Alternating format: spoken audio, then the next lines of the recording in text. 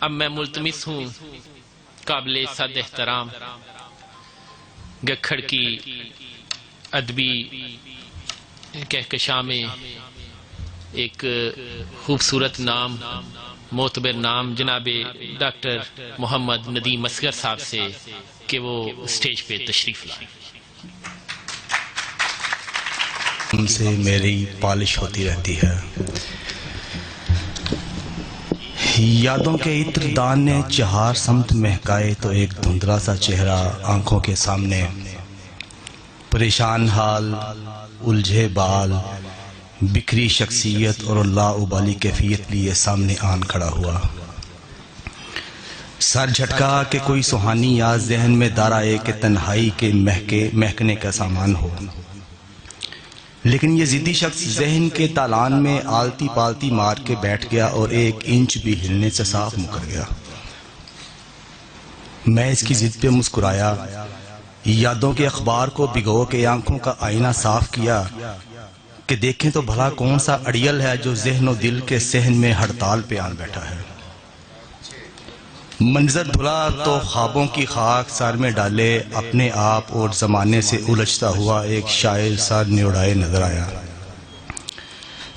جی ہاں، آپ ٹھیک سمجھے، یہ شہباز اسماعیل تھا جو دائم بٹ کا لبادہ اڑے بیٹھا تھا، وہ دائم بٹ جو راتوں کی انگلی پکڑ کر ویران سڑکوں پہ سکون تلاشتا رہتا تھا۔ ذرا اس آوارہ غزل کے ڈھنگ دیکھیں، شام کا پہلا تارا چمکا سڑکوں پر، چاند تجھے پھر ڈھونڈنے نکلا سڑکوں پر، اور تم بچھڑے تو اس دل کی تنہائی کو ہم نے خاک اڑاتے دیکھا سڑکوں پر، اور سب دیواریں توڑ کے پھر سے لے آیا ہم کو تیری یاد کا ریلا سڑکوں پر۔ جی ہاں، وہ دائم بٹ جو زندگی کے بے رنگ چہرے کے لیے غازہ پانے کی سعی کرتے کرتے اپنا چہرہ کھو چکا تھا۔ اس شعر کی دہائی سنیں، میں عبادتوں کا سرور تھا، میں محبتوں کا غرور تھا، میں فنا کے دام میں آ گیا، میں بقائے ذات سے بھی گیا۔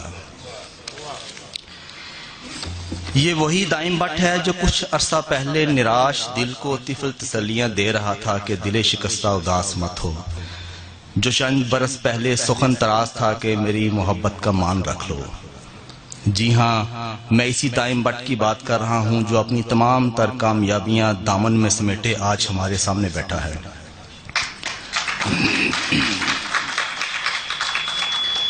آج اس کے دل کی یہ دعا قبول ہوتی سب دیکھ رہے ہیں کہ میرے مقدر میں جیت لکھ دے میرے خدایا، مقابلہ جو کسی سے میرا ٹھہر گیا ہے۔ غزل کے دیے میں زندگی کی رگوں سے نچڑتا لہو ڈال کر اس کی لو کو بڑھاتے رہنا ہر کسی کے بس کی بات کہاں ہے بلا؟ روبرو بیٹھ کر ہجر کاٹنے جیسا دکھ بلا کون جھیل سکتا ہے؟ لیکن اس کے باوجود دائم نے اس گھٹن سے کیا خوب تازگی نکال لی ہے۔ کہتا ہے کہ میں جو پہلی رات کی جیسی غزلیں کہتا رہتا ہوں، میں جو پہلی رات کی دلہن جیسی غزلیں کہتا ہوں، تیرے ہجر کے غم سے میری پالش ہوتی رہتی ہے۔ خوابوں کی مہندی آنکھوں کی ہتھیلیوں پہ لگائے اداسی کی دلہن سے بیاہا گیا یہ شخص مصروں میں درد ہی تو تھوکے گا۔ اب کون اس کے دل و دماغ کے صفا و مروہ کے چکر کاٹے، کون اس کی چٹیل چھاتی پہ ایڑیاں رگڑے کے سکون کا چشمہ ابل پڑے۔ ایک شعر کی سسکی سنیں، کتنے ٹوٹے ہوئے خوابوں کی ہیں قبریں دائم، میری آنکھوں کی اداسی میں اتر کر دیکھو۔ دائم کی شاعری ایسی ہے کہ جو ہی قاری اس کی قرت شروع کرتا ہے تو لفظ انگلی پکڑ کر ساتھ چلنا شروع کر دیتے ہیں۔ قاری کہیں سے تیز قدم ہو کے نکلنے کی کوشش کرے تو کسی ضدی بچے کی طرح انگلی کھینچ کر اشارہ کرتے ہیں کہ رکو، اسے پھر سے پڑھو۔ کتاب پہ مضمون لکھنے کے لیے کتاب کھولی، سرسری نظر سے دو چار غزلیات کو غٹا غٹ پی کے آگے بڑھنے لگا تو ایک غزل آگے بڑھی اور کلائی تھام کر بولی کہ میاں کاہے کی جلدی میں ہو، ذرا رکو تو ایک نظر ادھر بھی کرتے چلو۔ اسی غزل کا ذائقہ چکھیں کہ شکستہ خوابوں کی داستاں ہوں، تو کیوں نہ سمجھے، خود اپنی حالت پہ نوحہ خواہ ہوں تو کیوں نہ سمجھے۔ وہ دن گئے جب میں روشنی کا پیام بر تھا، کہ اب تو عکس شب فغاں ہوں تو کیوں نہ سمجھے۔ اور میری صدا پہ قیام کرنا فضول ہوگا، میں ایک بے وقت کی اذاں ہوں تو کیوں نہ سمجھے۔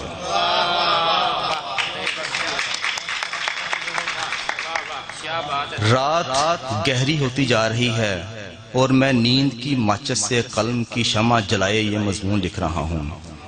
کئی بار وقفے وقفے سے کتاب کی راکھ چبائی اور دائم کی شاعری کو روح کی تھالی میں پروسا، کئی زہریلے لقمے کھائے، کئی کانٹا غزلیں اپنے دل پہ چبھوئیں، کئی نظموں کے تیر جگر کے پار کیے، کئی شعروں کو زنجیر زنی کرتے دیکھا، کئی لفظوں کو کربلا کی ریت پہ تڑپتے دیکھا، کئی استعاروں کو اہل بیت کے قدموں سے لپٹتے دیکھا، کئی تشبیہات نے دامن تار تار کیا، لیکن میں لکھتا رہا، یہاں تک کہ ہمت جواب دے گئی۔